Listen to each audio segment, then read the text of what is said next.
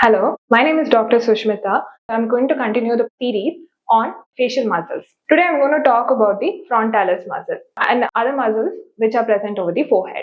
The frontalis muscle is a fan-shaped muscle that is located over the forehead. It extends from the hairline up to the eyebrow. It consists of two symmetrical bellies which attaches to the gilia aponeurotica as well as the dermis which is present over the eyebrow. In fact, sometimes it is also referred to as occipitofrontalis muscle because occipitalis also has an insertion to the galea aponeurotica. In the lower third of the eyebrow, the frontalis muscle would usually interdigitate with the medial part of the orbicularis oculi muscle as well as medially to the procerus muscle. This is one of the important elevator of the eyebrow. This usually acts against the depressors of the eyebrow, including the procerus, the corrugator supercilii, as well as the depressor supercilii. The frontalis muscle has different variations among different patients. So while in some muscles, it may decussate at the level of the eyebrow and then it splits as it ascends upwards. In other patients, it might decussate almost up to the mid one-third of the forehead, whereas in some patients, it may not decussate at all. This anatomical variation is very important, especially while doing Botox injections. Thus, this needs to be kept in mind before doing any surgical procedures. The important function, as I mentioned before, is eyebrow elevation. By elevating the eyebrow, it helps to convey various facial expressions. It helps to convey facial expressions of surprise, concern. Sometimes both the muscles are and causes the elevation of both the eyebrows which helps to convey the expression of astonishment or elation. When only a single eyebrow is elevated, it usually helps to convey the expression of skepticism. Thus, it is a very important muscle to convey facial expressions and helps in non-verbal communication. This muscle has several clinical implications, especially as it helps in facial communication. It also causes several horizontal lines in the forehead. This usually contributes to wrinkling. Hence, several cosmetic procedures such as neuromodulation in the form of Botox would help in reducing the amount of wrinkling over the forehead. Facial paralysis of the frontalis muscle would severely handicap the patient as the patient is not unable to convey facial expressions. The second muscle that I'm going to talk about today is corrugator supercilii.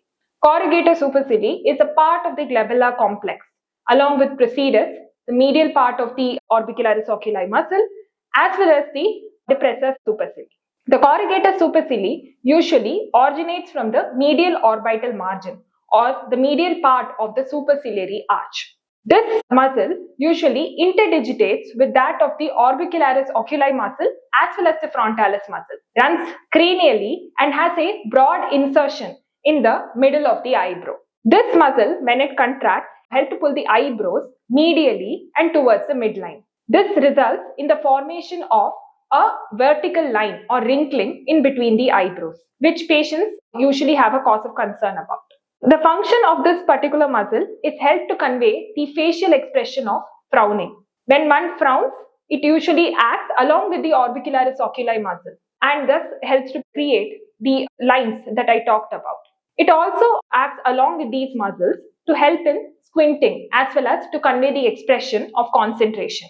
Surgical importance of this muscle would be in several patients, the horizontal lines which are present in between the eyebrows is addressed with the help of Botox, and hence one needs to remember the anatomy of this muscle.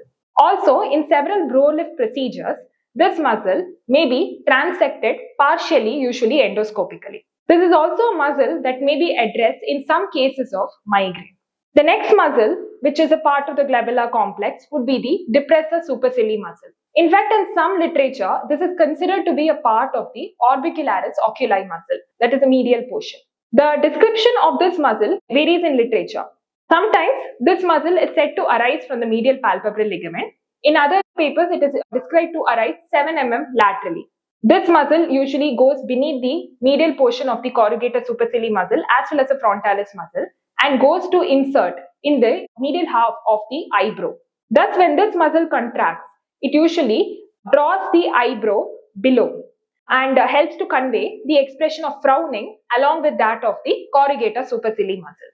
One needs to be very careful while addressing the muscle in case of brow lift because transecting this muscle completely would cause the medial half of the eyebrow to elevate and usually the patient would have a permanent surprise expression.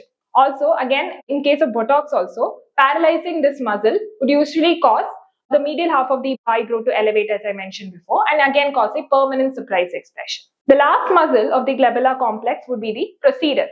The procerus is a small muscle which usually arises from the nasal bone.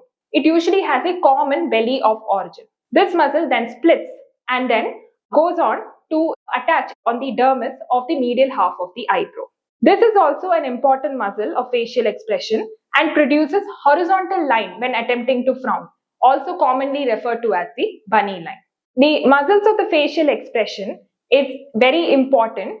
One, in case of paralysis of this muscle, would help prevent the patient from having a non-verbal expression cues, which will severely handicap the patient and decrease the morale of the patient. The second important reason to know the anatomy of this muscle is in case of brow lift procedures, where we need to know the accurate anatomy in order to do the various surgical procedures. And the third important reason to know the anatomy of these muscles would be to inject for neuromodulation purpose, such as Botox, where these muscles need to be addressed selectively in order to modify the facial expression according to the patient's wishes. In the upcoming videos, we will discuss the other muscles of facial expression and its surgical importance. Thank you.